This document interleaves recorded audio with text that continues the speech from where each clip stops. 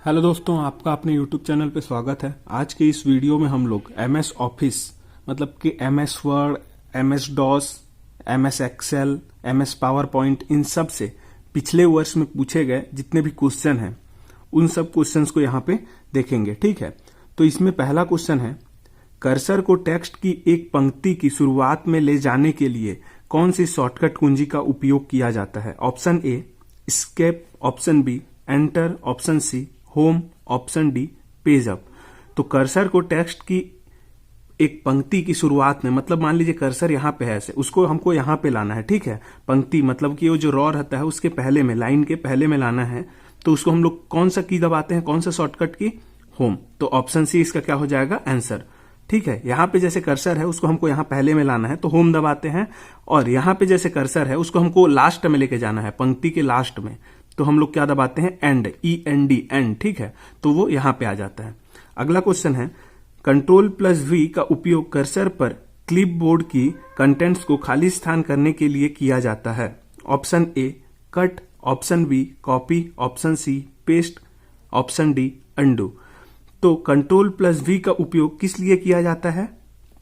Paste करने के लिए। ठीक है, जो भी क्लिपबोर्ड में, मान के चलिए मैं कहीं पे टाइप कर रहा हूं, उसमें इतना यहां से लेकर यहां तक लिखा है। ठीक है, तो इसको मैं अगर सेलेक्ट कर लेता हूं, उसके बाद Ctrl+C करके उसको क्या करूंगा? कॉपी, फिर उसको किसी दूसरे पेज में ले जाकर इतना को मेरा को फिर से क्या करना है? उसको चिपकाना है वहां पे। ठीक है, पेस्ट करना है। तो हम लोग क्या करते हैं? Ctrl+V शॉर्टकट की का उपयोग करते हैं। ठीक है, तो आंसर इसका कौन सा हो जाएगा? Option C.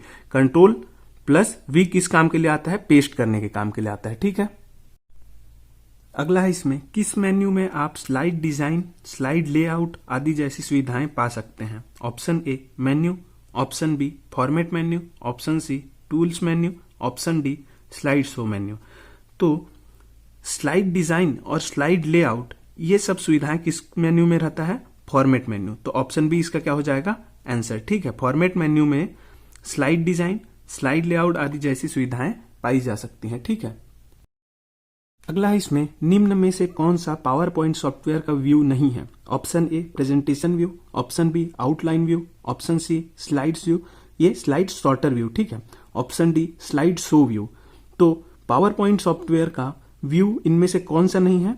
Presentation view. ठीक है, ऑप्शन ए इसका आंसर हो जाएगा। प्रेजेंटेशन व्यू ऐसा कोई व्यू पावर पॉइंट सॉफ्टवेयर में नहीं रहता। आउटलाइन व्यू रहता है, स्लाइड सॉर्टर व्यू रहता है, स्लाइड शो व्यू रहता है, और नॉर्मल व्यू रहता है। ठीक है, अब इसमें अगला क्वेश्चन है, MS वर्ड डॉक्यूमेंट में जिस क्षेत्र में पेज नंबर डाला जाता है उसे कहते हैं?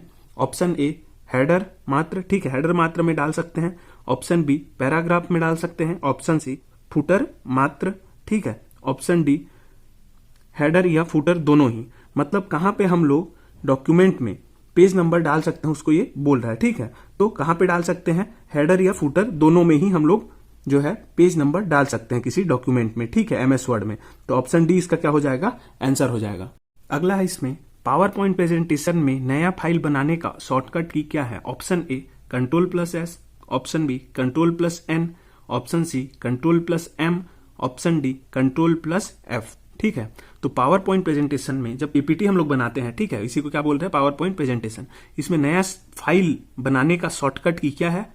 Ctrl+N। ऑप्शन बी इसका क्या हो जाएगा? आंसर। Ctrl+N हम लोग यदि दबाते हैं तो नया फाइल उसमें बनता है। ठीक है, अगला है इसमें, स्पेल चेक करने के लिए आप कौन सा फंक्शन की दबाओगे? Option A F5, option B F6, option C F7, option D F8। तो स्पेल चेक करने के लिए MS वर्ड या फिर MS एक्सेल में, ठीक है, कोई भी स्पेल चेक करने के लिए हम लोग क्या करते हैं? ऑप्शन सी F7 बटन को हम लोग क्या करते हैं? दबाते हैं। ठीक है, F7 फंक्शन की को दबाने से जो भी हम लोग वहां पे कार्य किए रहते हैं उसमें वो स्पेलिंग चेक करता है। ठीक है, तो ऑप्शन सी इसका क्या हो जाएगा? सही आंसर हो जाएगा। अगला क्वेश्चन है इसमें, रो और कॉलम के मिश्रण को क्या कहते हैं? Option A line, option B column, option C row, option D cell. तो रो और कॉलम, जैसे ये रो है, ठीक है, ऐसे करके ये, और ऐसे कॉलम है इधर से, तो रो और कॉलम के मिश्रण मतलब ये वाला जो है इसको हम लोग क्या बोलते हैं? सेल बोलते हैं। तो ऑप्शन डी इसका क्या हो जाएगा? आंसर हो जाएगा। ठीक है, अगला है इसमें, MS ऑफिस सॉफ्टवेयर ग्रुप के साथ कौन सा स्प्रेडशीट एप्लीकेशन आता है? ठीक है, तो स्प्रेडशीट एप्लीकेशन जो है उसको हमको बताना है इनमें से। पहला MS वर्ड, दूसरा MS एक्सेल, तीसरा MS पावर पॉइंट, चौथा MS एक्सेक। ठीक है, तो इसमें जो है स्प्रेडशीट एप्लीकेशन जो MS ऑफिस सॉफ्टवेयर ग्रुप के साथ में आता है वो कौन सा है? MS Excel. ऑप्शन बी इसका क्या हो जाएगा? आंसर। MS एक्सेल में हम लोग क्या स्प्रेडशीट बना सकते हैं। ठीक है, इसी में क्या रहता है? स्प्रेडशीट एप्लीकेशन रहता है MS एक्सेल। ठीक है, इसी में अगला है साधारणतः फुटर कहां पर प्रिंट होता है? ठीक है, ऑप्शन ए इसमें दिया है पहले पृष्ठ पर, बी क्या है अंतिम पृष्ठ पर, सी क्या है सभी पृष्ठ पर, डी सम पृष्ठों पर। ठीक है, तो साधारणतः मतलब सामान्यतः जो फुटर रहता है वह कहां प्रिंट होता है? कहां पर? लगभग सभी प्रिंट पे, लगभग नहीं सभी प्रिंट पर ही वो क्या होता है? प्रिंट होता है। ठीक है, तो ऑप्शन सी इसका क्या हो जाएगा? आंसर हो जाएगा। अगला है इसमें निम्नलिखित में से कौन सा गलत कथन है? तो गलत कथन को इसमें चुनना है। ऑप्शन जो है, ऑप्शन नहीं कूट है ये। ठीक है, तो पहला इसमें है MS एक्सेल फाइलों को प्रारूप में सेव किया जा सकता है। ठीक है, ये तो सही है। MS एक्सेल जो फाइल रहता है उसको प्रारूप में किसी फॉर्मेट में सेव किया जा सकता है। दूसरा है इसमें MS एक्सेल में रैप टेक्स्ट सेटिंग स्वचालित रूप से अतिरिक्त लंबे टेक्स्ट को अगली पंक्ति में ले जाती है। ठीक है, तो MS एक्सेल में क्या होता है? जो ये रैप टेक्स्ट सेटिंग जो रहता है वो क्या करता है? जब भी हम लोग उसमें कुछ टाइप करते हैं, ठीक है, तो उसमें जो सेल रहता है उसमें हम लोग लिखते हैं। ठीक है, जो लिखते हैं वो उसमें आता है, तो जो अतिरिक्त जो लंबा टेक्स्ट रहता है जो उसमें नहीं आता है उसको क्या कर लेता है? वो अगले लाइन में ले जाता है, उसी टेक्स्ट में लाइन चेंज कर देता है। ठीक है, तो ये भी सही है, ऐसा भी होता है MS एक्सेल में। तो अब ऑप्शन देखते हैं। ठीक है, पहला ऑप्शन है केवल एक, क्या बोल रहा है? गलत कथन। ठीक है, तो केवल एक गलत है इसका मतलब नहीं, पहला एक सही है। केवल दो गलत है, नहीं, ये दो भी सही है। ठीक है, ऑप्शन सी क्या है? न तो एक और न ही दो, हाँ ये सही है। न तो एक गलत है और न ही दो गलत है, एक और दो दोनों गलत है। चौथा ऑप्शन तो ये भी गलत है, दोनों सही है। ठीक है, एक और दो दोनों सही है, मतलब कि ऑप्शन सी क्या हो जाएगा? आंसर। न तो एक गलत है और न ही दो गलत है। ठीक है, अब अगला क्वेश्चन है इसमें MS वर्ड में पोर्ट्रेट क्या है? Option A font style, option B page margin, option C page orientation, option D page size.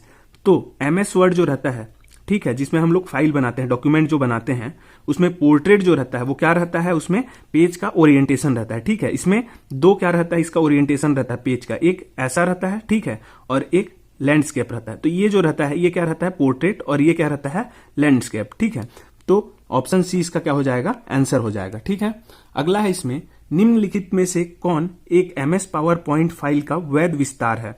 मतलब MS पावर पॉइंट का जो भी हम लोग फाइल सेव करते हैं उसमें जो एक्सटेंशन रहता है, वैलिड एक्सटेंशन, वो इनमें से कौन सा वो बताना है। तो ऑप्शन ए क्या है?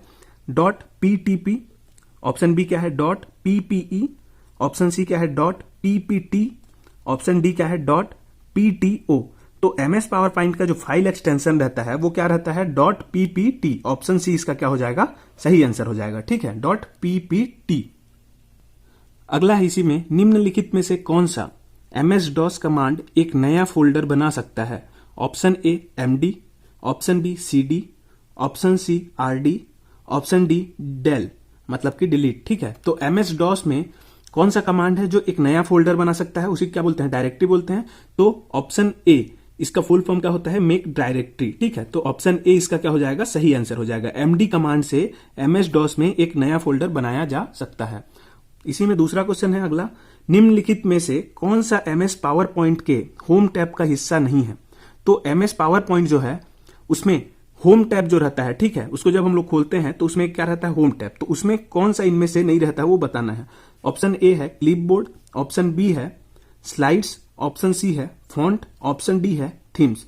तो MS पावर पॉइंट के होम टैब पर कौन सा इनमें से नहीं रहता है? थीम्स। तो ऑप्शन डी इसका क्या हो जाएगा? आंसर हो जाएगा। MS पावर पॉइंट के होम टैब का हिस्सा कौन सा नहीं है? थीम्स। ठीक है, अगला है इसमें एक्सेल में पंक्तियों को छिपाने के लिए कीबोर्ड शॉर्टकट क्या है? तो MS एक्सेल में पंक्तियों को छिपाने के लिए, मतलब कि जो रॉ रहता है, ठीक है, ऐसा रहता है, ये लाइन के टाइप से ऐसे रॉ रहता है, और ऐसे जो है ऐसे ऊपर से नीचे ये कॉलम रहता है। तो ये जो रॉ रहता है ऐसे, ठीक है, लेफ्ट टू राइट वाला ये ऐसा रॉ रहता है, उसको छिपाने के लिए कौन सा कीबोर्ड शॉर्टकट की है इनमें से वो बताना है। ऑप्शन ए है Ctrl+7, ऑप्शन बी है Ctrl+9, ऑप्शन सी है Ctrl+5, ऑप्शन डी है Ctrl+2। तो पंक्तियों को छिपाने के लिए एक्सेल में जो शॉर्टकट की है वो कौन सा है, Ctrl+9। तो ऑप्शन बी इसका क्या हो जाएगा, सही आंसर हो जाएगा। ठीक है, अगला है इसी में फाइलों को कॉपी करने के लिए MS DOS में किस कमांड का उपयोग किया जाता है। तो MS DOS में कोई भी फाइल है उसको कॉपी करने के लिए कौन सा कमांड का उपयोग किया जाता है वो इसमें पूछ रहा है। ठीक है, तो पहला है कॉनकैट, दूसरा है CD, तीसरा है कॉपी, चौथा है डिस्क कॉपी।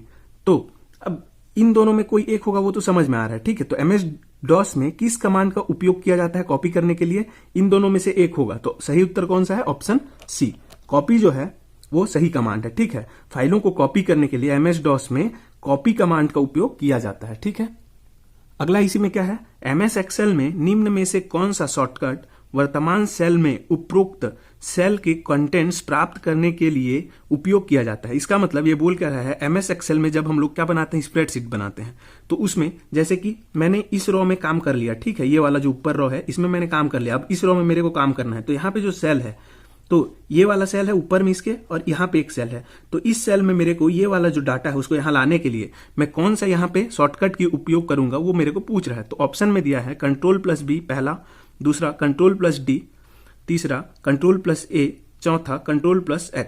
तो यहाँ का जो यहाँ पे डाटा रहेगा उसको मेरे को यहाँ पे कॉपी करने के लिए इस सेल में, उसके नीचे वाले सेल में मैं कौन सा शॉर्टकट की यूज करूंगा, Ctrl+D।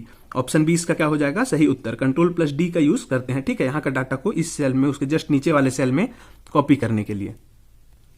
अगला है इसी में निम्न में से कौन MS Word 2007 के लिए एक मान्य फाइल एक्सटेंशन है। ठीक है, तो किसके लिए बोल रहा है, MS Word 2007 के लिए। ठीक है, ऑप्शन है पहला Ctrl+H, ये तो नहीं हो सकता। ऑप्शन बी है Ctrl+Doc, ये भी नहीं हो सकता, कंट्रोल थोड़ी ना आएगा उसका एक्सटेंशन में। तो ऑप्शन सी क्या है, .docx। ठीक है, docx। ठीक है, ऑप्शन डी क्या है, .text। तो MS Word 2007 के लिए जो एक मान्य फाइल एक्सटेंशन है वो कौन सा है, .docx। ऑप्शन सी इसका क्या हो जाएगा, सही आंसर।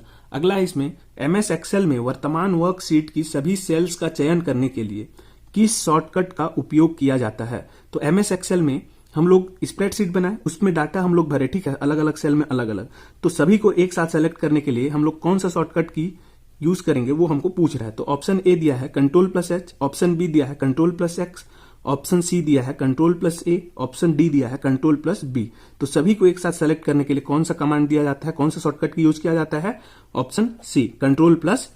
ठीक है, Ctrl+A यदि हम लोग दबाते हैं दोनों, तो उसमें जितना भी डाटा रहेगा स्प्रेडशीट में जहां पे हम लोग कार्य कर रहे हैं वो सभी सेलेक्ट हो जाता है एक साथ में।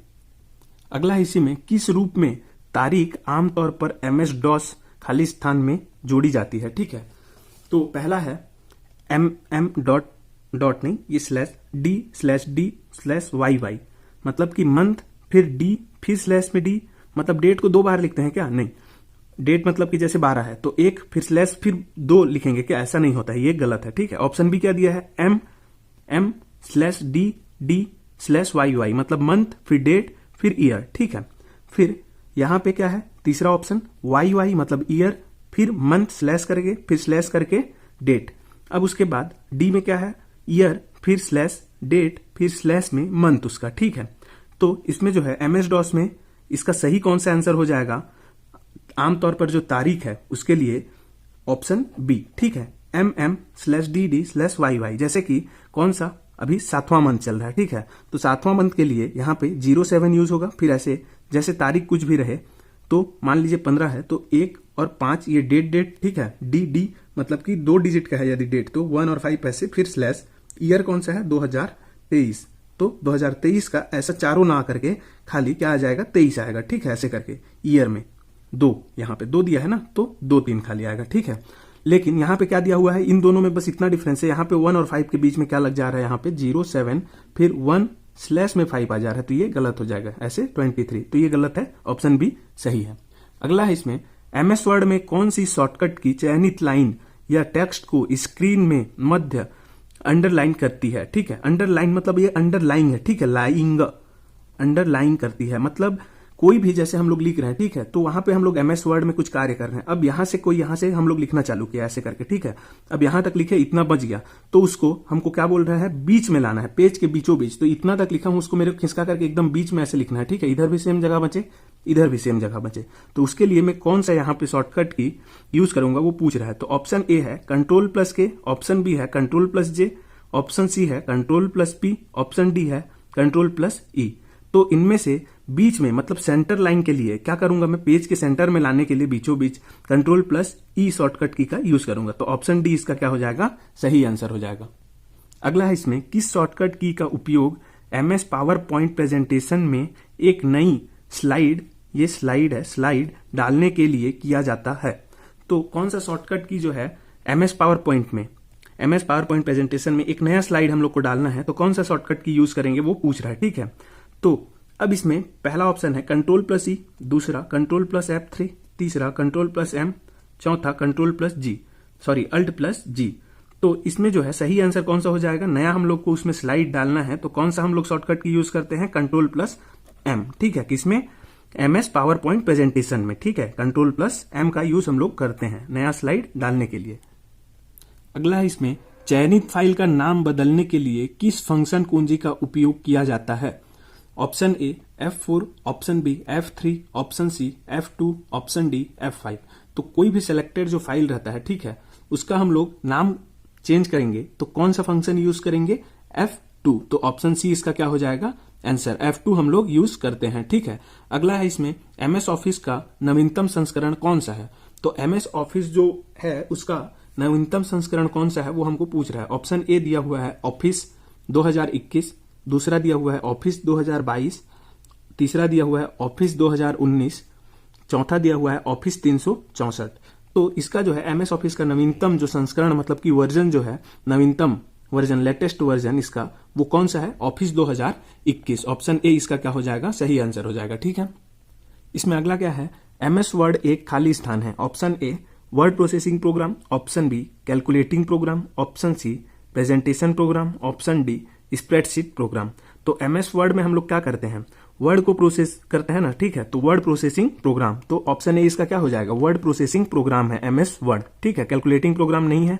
स्प्रेडशीट वाला कौन सा है, एमएस एक्सेल है। प्रेजेंटेशन के लिए पावर पॉइंट है, ठीक है। और एमएस वर्ड किसके लिए है, वर्ड प्रोसेसिंग के लिए, ठीक है। तो वर्ड प्रोसेसिंग प्रोग्राम है ये। अगला है इसमें, एमएस डॉस किस वर्ष में रिलीज हुआ था। ऑप्शन ए 1979 में, option B 1978, option C 1980, option D 1984। तो एमएस डॉस किस वर्ष में रिलीज हुआ था, 1980 में। तो ऑप्शन सी इसका सही आंसर हो जाएगा। इसी में अगला क्या है, एमएस वर्ड में कौन सा फॉन्ट का एक स्टाइल नहीं है। ऑप्शन ए दिया हुआ है इलेटिक, ऑप्शन बी दिया हुआ है अंडरलाइन, ऑप्शन सी दिया हुआ है सुपरस्क्रिप्ट, ऑप्शन डी दिया हुआ है बोल्ड। तो ये इलेटिक है वो इटैलिक होगा, ठीक है। इलेटिक गलती से लिख लिया हूं मैं, वो इटैलिक होगा। तो कौन सा इसमें से फॉन्ट का एक स्टाइल नहीं है बोल रहा है, ठीक है। तो इसमें जो है इटैलिक तो एक स्टाइल होता है जिसमें टेढ़ा लिखाता है, जो भी लिखते हैं वो थोड़ा ऐसे टेढ़ा, ठीक है। अंडरलाइन में जो भी लिखे उसके नीचे में ऐसा लाइन आ जाएगा। बोल्ड में जो लिखे वो थोड़ा ऐसा गाढ़ा लिखाएगा, ठीक है। 2-3 बार ऐसा लिखेंगे तो जो होगा वो ऐसा बोल्ड लिखाएगा। और सुपर स्क्रिप्ट इसमें कोई फॉन्ट का स्टाइल नहीं है। तो ऑप्शन सी इसका क्या हो जाएगा, आंसर हो जाएगा।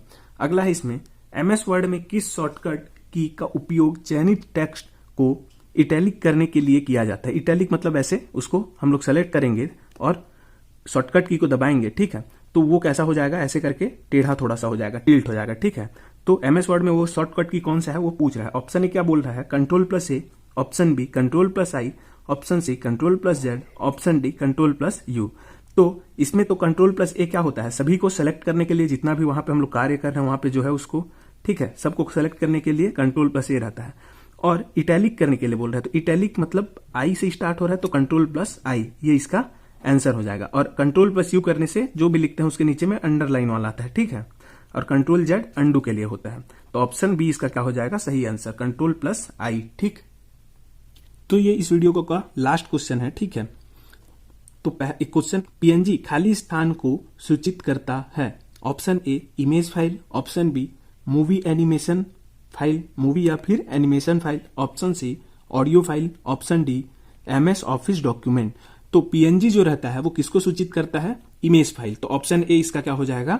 आंसर हो जाएगा। पीएनजी का फुल फॉर्म क्या रहता है? Portable network graphics. ठीक है, तो जी आ गया मतलब ग्राफिक्स, तो ये किससे रिलेटेड है? इमेज फाइल से। ठीक है, तो ऑप्शन ए इसका सही आंसर होगा।